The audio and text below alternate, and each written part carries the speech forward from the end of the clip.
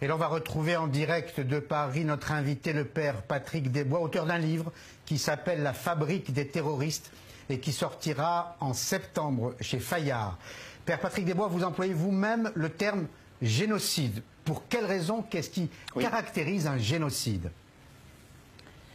Disons que c'est très simple. D'abord, on travaille avec des juristes allemands spécialisés du droit international qui sont, je dirais, très bien placés pour savoir ce que c'est qu'un génocide. C'est très simple. Quand Daesh arrive dans un village, Yazidi, puisqu'on a interviewé plus de 100 personnes, ils entourent le village. Ils leur disent on vous fera rien, convertissez-vous à l'islam, mettez un drapeau blanc. Et les personnes y croient plus ou moins, elles mettent un drapeau blanc. Et là va commencer toute une stratégie génocidaire. On arrache les petits bébés. Ils deviendront des bébés de famille islamistes. Les jeunes filles, on vérifie la virginité des jeunes filles avec des docteurs. Elles seront vendues par gros lots d'abord, par des voisins locaux, et puis emmenées petit à petit. Et puis les dames âgées, elles sont gardées pour boucliers humains. Et les hommes, dont on vérifie la puberté avec des docteurs encore, vont être fusillés. C'est vraiment ce que l'on appelle un génocide des temps modernes, c'est-à-dire l'éradication d'un groupe. Alors vous avez employé à 2 reprises le mot docteur. Il y a donc des médecins parmi Daesh qui aident Daesh à commettre l'irréparable.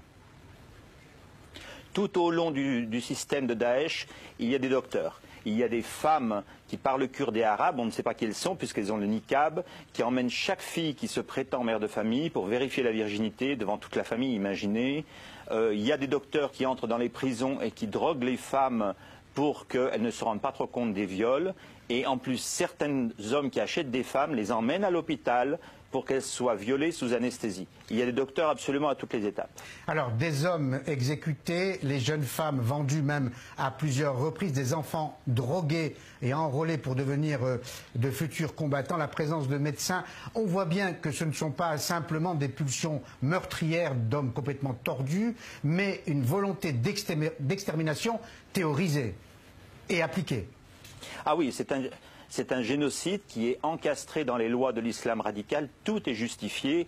Je demandais à une jeune fille si les hommes faisaient une prière avant de la violer. C'était une jeune fille qui a été vendue 6 fois. Elle n'avait que 15 ans et elle était enfermée et vendue chaque nuit à des dizaines d'hommes. Elle me disait oui, chaque homme faisait une prière avant de me violer. Je dirais, malheureusement, ce génocide est encastré, je dirais, dans l'islam radical de Daesh, qui se révèle être, je dirais, des assassins génocideurs, des violeurs et des voleurs, puisqu'ils prennent aussi tous les biens de ces populations. Alors vous qui avez enquêté, Père Patrick Desbois, sur le Caucase, sur ce qu'on appelle la Shoah par balle, sur l'extermination des Juifs et des Roms par les nazis, y compris en Ukraine, est-ce que vous faites un parallèle entre les méthodes des nazis et les méthodes de Daesh ? Il y a du similaire dans le sens que bon, ce n'est pas la même idéologie. C'est évident que l'idéologie nazie voulait l'éradication physique totale des Juifs jusqu'au dernier Juif. L'idéologie islamiste plutôt, veut, je dirais, l'éradication de cette population qui a refusé de se convertir. Donc c'est la conversion ou la mort. Ce qui est similaire, je dirais, c'est que les Daesh acceptent que les biens soient plus ou moins volés, distribués chez les voisins. Le jour de l'arrestation, tous les clans voisins sunnites sont là, comme tous les Ukrainiens et tous les Biélorusses et tous les Polonais étaient le jour d'une arrestation de Juifs. Et je dirais qu'il y a toujours ces 3 piliers d'un génocide, une idéologie génocidaire, la liberté de voler et la liberté de violer. Alors là, pour moi, malheureusement... Oui. J'en prie, terminez. Malheureusement, tant pour les membres des Einsatzgruppen qui étaient aussi autorisés à violer et où il y avait beaucoup d'esclaves sexuels, on ne le disait pas, dans les Gestapo des fins fonds de la Russie. Là, comme par hasard, on retrouve le viol en première vitrine dans les actions de Daesh. Alors ce que je vais dire va peut-être choquer. Il y avait autrefois dans ces pays d'Orient des chrétiens au nombre d'un quart de la population. Aujourd'hui, ils ne sont plus que 11 millions sur 320 millions. Est-ce qu'il peut arriver le jour où dans ces pays-là, il n'y aura plus de minorité chrétienne? Là, je ne parle plus des yézidis, mais des chrétiens.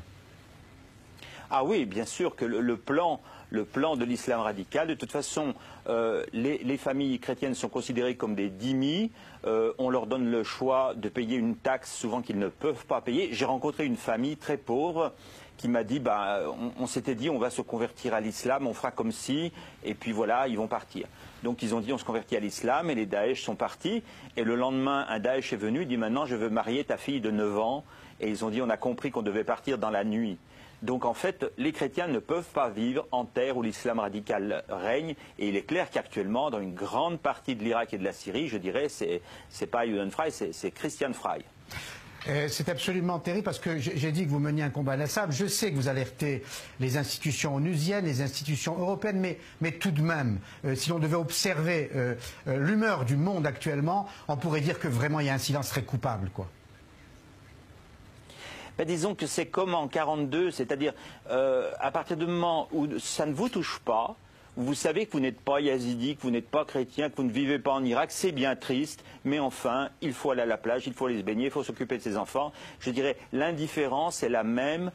C'est un génocide qui est incrusté dans la guerre et dans le terrorisme, puisque Daesh est une triple machine, terroriste, guerrière et génocidaire, mais le génocide est en troisième position. Et c'est vrai que j'ai jamais vu dénoncer Baghdadi comme auteur d'un génocide. Ça fait peur, parce que je me dis peut-être qu'en 1942, on aurait pu dénoncer Hitler uniquement comme terroriste. Alors, l'indifférence sur ce point précis, et vous avez raison de le signaler, mais pas indifférence pour d'autres causes, où l'on voit des intellectuels européens ou français s'enflammer pour d'autres causes. Donc, l'indifférence n'est pas, là, pour le coup, généralisée.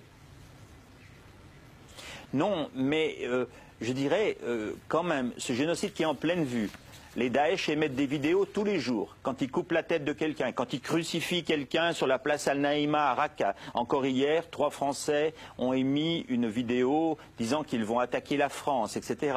Donc ces vidéos sont accessibles à tout le monde. Moi, je n'ai pas d'accès spécialisé, elles sont accessibles à tout le monde. C'est un génocide qui est publicité, je dirais, qui est publicité par les génocideurs, mais qui laisse dans l'indifférence. Je dirais que l'humanité n'a pas évolué, et que la conscience de l'espèce humaine, souvent, est pas plus large que la conscience d'une équipe de foot, quoi. On est solidaire de son équipe de foot. À partir du moment où ça ne touche pas son équipe, ce n'est pas notre problème.